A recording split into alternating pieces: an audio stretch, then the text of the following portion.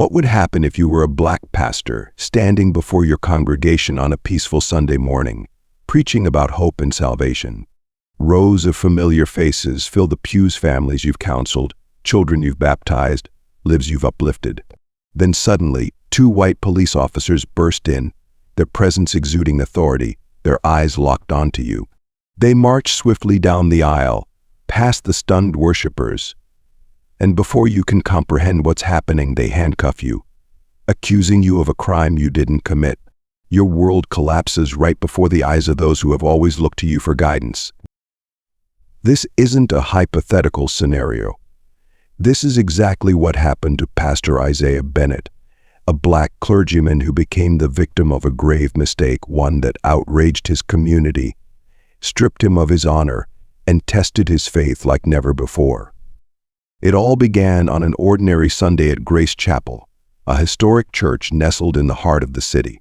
Pastor Bennett was delivering his sermon, quoting scriptures on justice from the book of Isaiah.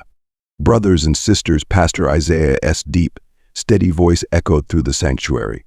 Remember, no matter how many trials we face, God is always watching over us, guiding us. He will never forsake us. Suddenly, the church doors swung open with a loud bang, shattering the silence. Boom. 2 tall, white police officers in uniform strode in with purpose, their belts weighed down with handcuffs and firearms. Stunned gazes turned toward them. Stephen Blake, a towering officer with cold, piercing eyes, scanned the congregation before fixing his stare on the pulpit. Beside him stood Scott Anderson, who looked younger and somewhat tense but maintained a firm, professional demeanor. Pastor Isaiah Bennett. Stephen's authoritative voice rang out. Isaiah froze. He looked down at the 2 men approaching him, an unsettling feeling creeping into his gut. He took a deep breath, steadying himself. "Yes, that's me," he answered, his voice calm yet tinged with confusion. "What is this about, officers?" Stephen wasted no time. He marched up to the pulpit, pulling out an arrest warrant. "You're under arrest for your involvement in a money laundering scheme. You need to come with us." A wave of murmurs swept through the congregation. Some women clutched their children tightly. Elderly members shook their heads in disbelief. One churchgoer stood up in protest. "You've got the wrong man. Pastor Bennett is an honorable man. He has dedicated his life to this community." Isaiah blinked, the shock hitting him like a sudden blow. He stepped down a single step, meeting Stephen's gaze with unwavering composure. "Money laundering?" he repeated slowly. "I believe there must be some kind of mistake." Scott Anderson, the second officer, shot a quick glance at Stephen before refocusing on the pastor. His voice was firm but quieter, almost cautious. "Your name appears in a series of suspicious financial transactions. We have no choice but to bring you in for questioning." Isaiah let out a dry chuckle, though a deep unease settled in his chest. "Oh, really? And you think I, a pastor, am involved in a financial crime syndicate?" Stephen didn't respond to the question. Instead, he pulled out a pair of handcuffs. The cold clinking of metal echoed through the sacred space. "You have the right to remain silent," Stephen said as he stepped forward. Cries of outrage erupted from the congregation. An elderly woman, gripping her cane, struggled to her feet, her voice trembling. "You can't do this. He's a good man. He's helped so many families here." But Stephen and Scott remained unmoved. They pulled Isaiah's arms behind his back, snapping the cuffs around his wrists. "No!" Several worshippers screamed. A woman, tears streaming down her face, clung to her husband, trembling. Isaiah clenched his jaw, refusing to resist, but his eyes locked onto Stephen's with fierce intensity. "You're making a terrible mistake." Scott hesitated briefly, but Stephen simply nodded toward the exit. "Take him out." Outside, a crowd had already gathered. Some people pulled out their phones, recording the scene. A man shouted, "This is injustice." He didn't do anything wrong. But Stephen and Scott remained resolute, escorting Isaiah to the police car. The door slammed shut. Through the window, Pastor Isaiah saw the familiar faces, the people who had once trusted him now standing in pain and outrage. He closed his eyes. The journey to reclaim his justice had only just begun. At the police station, things went from bad to worse. The interrogation room door shut with a harsh thud, the sound echoing through the cramped cold space. A small desk lamp cast a dim, yellowish glow, illuminating Pastor Isaiah Bennett's composed yet indignant face. Sitting across from him was Sergeant Stephen Blake, his eyes sharp as he slowly tapped his fingers against a thick case file. Beside him, Detective Scott Anderson stood with his arms crossed, leaning against the wall. His expression held a trace of hesitation, but he maintained a firm demeanor. "Let's go over this again, Pastor Bennett," Stephen said, flipping through the documents at a deliberate pace. "We have evidence that your name appears in a series of financial transactions linked to a money laundering operation." Isaiah furrowed his brows. He remained calm, but a storm was brewing inside him. "I have no idea what you're talking about," he replied, his voice steady but firm. "I've never had any bank accounts aside from my personal one and the church's account, and they're both transparent. You're welcome to check them." Stephen let out a dry chuckle and slid a stack of papers forward. "Then how do you explain this?" Isaiah looked down. Before him was a list of transactions involving large sums of money, yet none of them were familiar. His brows lifted slightly as the weight of the situation sank in. "This is not my account." He looked up, his gaze unwavering. "Someone must have used my identity. I demand that you investigate this further." Scott Anderson's brow furrowed slightly, but Stephen showed no sign of concern. He leaned back in his chair, arms crossed, his voice laced with skepticism. "You really think we're going to believe that?" Isaiah clenched his jaw. For the first time in the interrogation, his patience wavered. "I'm not asking you to believe me, I'm asking for justice." He leaned forward, locking eyes with Stephen. "If you truly want to uncover the truth, review your records again. This is clearly a mistake." Stephen slammed his hand down on the table, the sound cutting through the tense air. "You think we don't know how to do our jobs?" Isaiah didn't flinch. "I think that sometimes even those who enforce justice can make mistakes." The interrogation dragged on endlessly. Time crawled by. Question after question, they tried to push Isaiah into confessing to something he didn't do. His composure began to fray. He had explained himself over and over again, but they refused to listen. "I don't know anything about any money. Why are you so determined to accuse me without investigating further?" Stephen shrugged, acting indifferent. "Evidence doesn't lie, Pastor." "But it can be fabricated," Isaiah growled, staring straight into his eyes. The outrage spreads. While Isaiah was being held in the interrogation room, the world outside was on fire. On social media, videos of him being handcuffed right inside the church spread rapidly. Free Pastor Mitchell became a trending hashtag. Thousands of people commented, shared, and expressed their outrage. Outside the police station, a crowd gathered. His congregation members, from the elderly to young people, and even the poor he had once helped, were all there. An old woman held up a sign. "Pastor Bennett is a good man," or "is justice." A furious young man shouted into a news camera, "He's the one who saved me from a gang, and now they're treating him like a criminal." Inside the police station, phones rang nonstop. Reporters swarmed the area, demanding answers about the case. Stephen Blake stood by the window, frowning as he looked down at the growing crowd. Scott Anderson stood beside him, hands in his pockets, looking slightly tense. "This is getting bigger than we expected," Scott murmured. Stephen scoffed, but for the first time, a hint of hesitation flickered in his eyes. The sound of justice. In the following days, church bells rang through the evening air, but this was no ordinary call to prayer. Hundreds of people poured into the church grounds, holding signs high, their eyes burning with anger and determination. They were no longer just individuals, they were a united community. They were the elderly whom Pastor Isaiah Bennett had helped when they had nowhere else to go. They were the single mothers he had supported when life became unbearable. They were the young people who had once lost their way but found the right path thanks to him. Among the crowd, there were tears of anger, whispered prayers, but above all, there were thunderous chants. "Justice for Pastor Bennett. End racial discrimination now." Wow. The bold letters on their signs were more than just words, they were a powerful statement. Because they knew this wasn't just a case of mistaken identity. No, they had seen this happen far too many times, where a black man was accused without clear evidence, deemed guilty before he was even proven innocent. A rising anger. A middle-aged man stepped onto the church steps, his voice thick with emotion. "I've seen Pastor Bennett save countless people, and now the police are treating him like a criminal. We can't let this go." The crowd nodded, some clenching their fists, others raising them high in defiance. A young woman broke into tears, her hands trembling as she held up a picture of Pastor Bennett embracing a homeless child. "He's the one who helped my little brother escape drugs. Without him, my brother would have died on the streets a long time ago." Stories like these echoed through the crowd, each word fueling the fire of their anger. The power of community.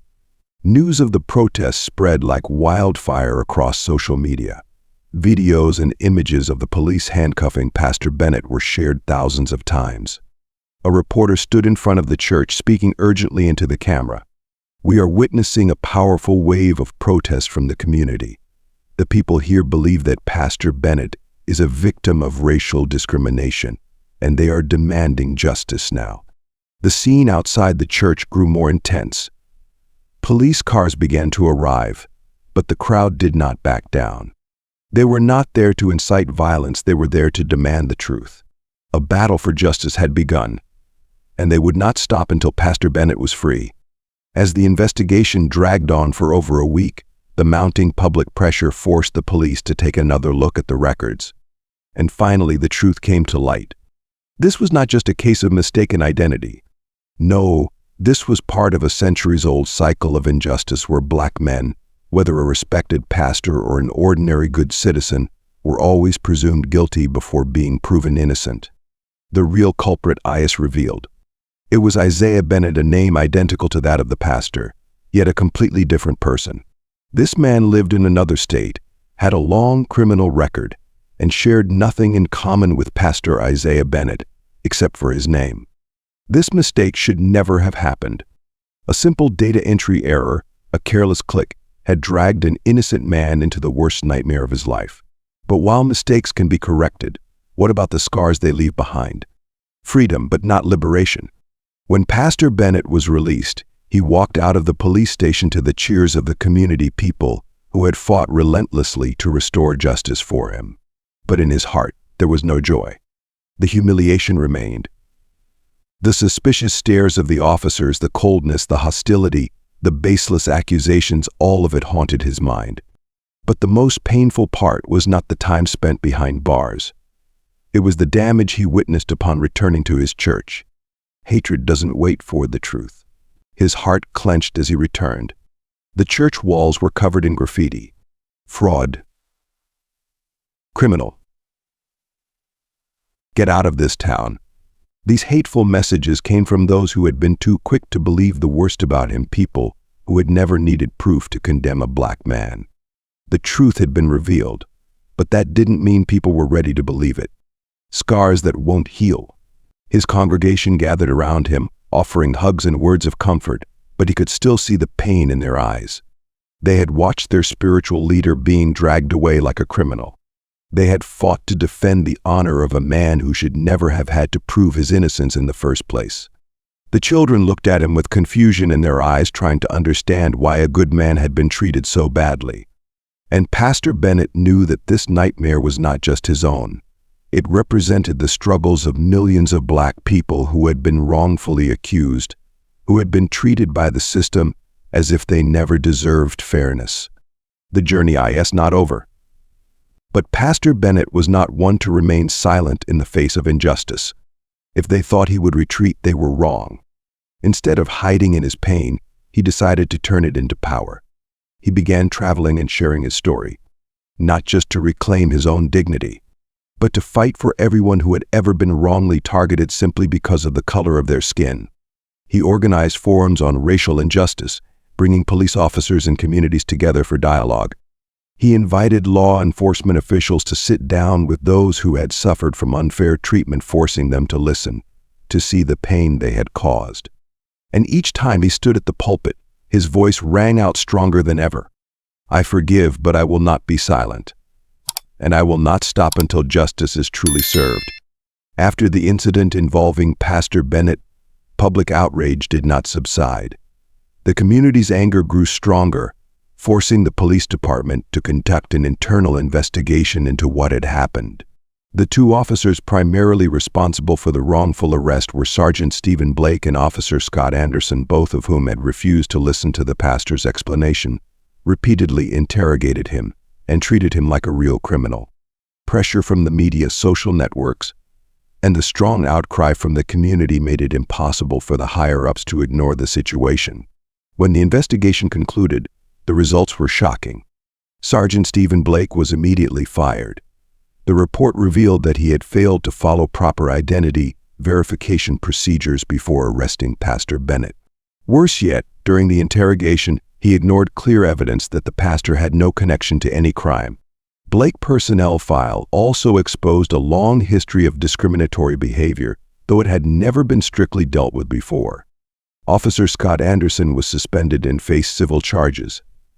Anderson had not only participated in the wrongful arrest, but had also engaged in intimidation and abuse of power during Pastor Bennett's detention.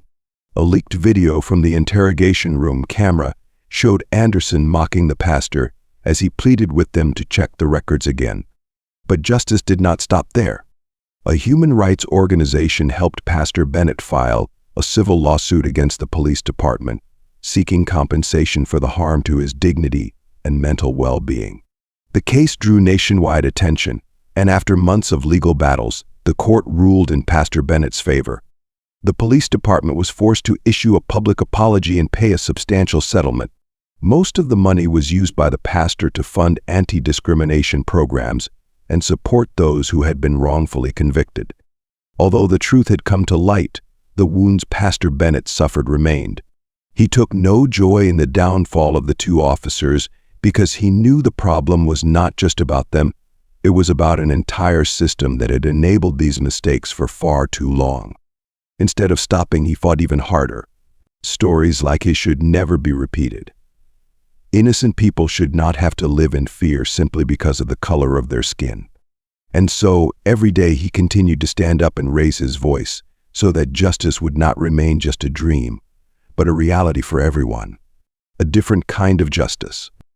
When everything had settled, Pastor Bennett decided that he could not let the two officers walk away without understanding the consequences of their actions. Instead of holding on to resentment, he chose a different path, one that could leave a deeper Stephen on their hearts. One day he invited both officers to his church. At first they hesitated. They did not think they had the right to step into a place where they had humiliated him in front of so many people. But receiving an invitation from the very man they had wronged stirred a mix of curiosity and guilt, making them reluctantly accept. As they walked in, the congregation's eyes followed them not with hatred, but with a heavy silence. No one said a word, yet the atmosphere made the officers fully grasp the weight of what they had done. Pastor Bennett led them to sit in the front row. When the service began, he did not preach about their wrongdoing, but told a story about a young black boy who grew up in fear of being misunderstood, fear of being judged, fear that one day, with just a wrong look or a misplaced step, his life could be changed forever. He spoke of men, fathers, and husbands who had lost everything because they were labeled guilty before they even had the chance to prove their innocence. "I have forgiven you," Pastor Bennett said, his voice deep and unwavering. "But forgiveness does not mean forgetting. I cannot erase the memory of being handcuffed in the middle of the street, of the eyes that looked at me as if I were a criminal. But I can turn that memory into a lesson not just for myself, but for you as well." He gestured toward the congregation seated in the church.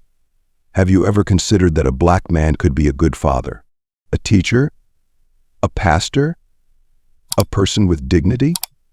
Or have you always seen the color of his skin first and let it define everything else?" The two officers lowered their heads. They had no excuses. "I don't want you to apologize to me," the pastor continued. "I want you to do better. I want you to step outside and make sure something like this never happens to anyone else again. Do you dare to take on that responsibility?" The two officers looked at each other, then one of them slowly nodded. "We'll try," he said, his voice quiet but firm.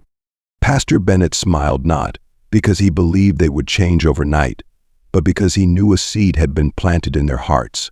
From that moment on, every time they put on their uniforms, They would remember that morning the pain they had caused, the lesson they had been taught by the very man they had wronged. And maybe, just maybe, the next time they encountered a black man on the street, they would see a human being, not a threat. As the story comes to an end, we see not just a single act of injustice, but a deeper issue, a system that has existed for far too long, built on invisible yet ruthless biases that can destroy a person's life over a minor mistake. This story reminds us that justice is not a given. It is something we must fight for. We cannot stand idly by and hope that one day things will change on their own. Instead, we must be the ones to ignite that change. What can we do today?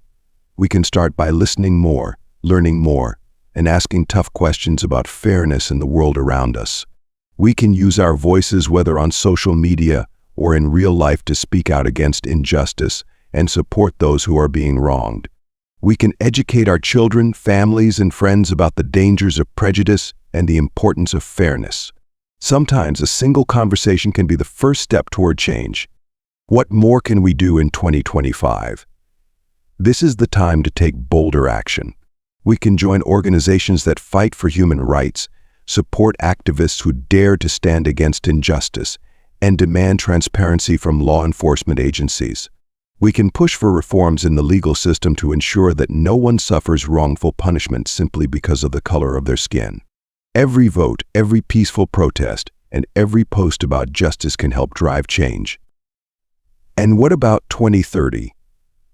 Will racism still exist?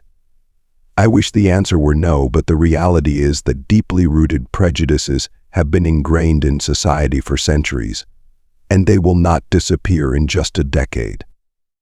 However, that does not mean we are powerless.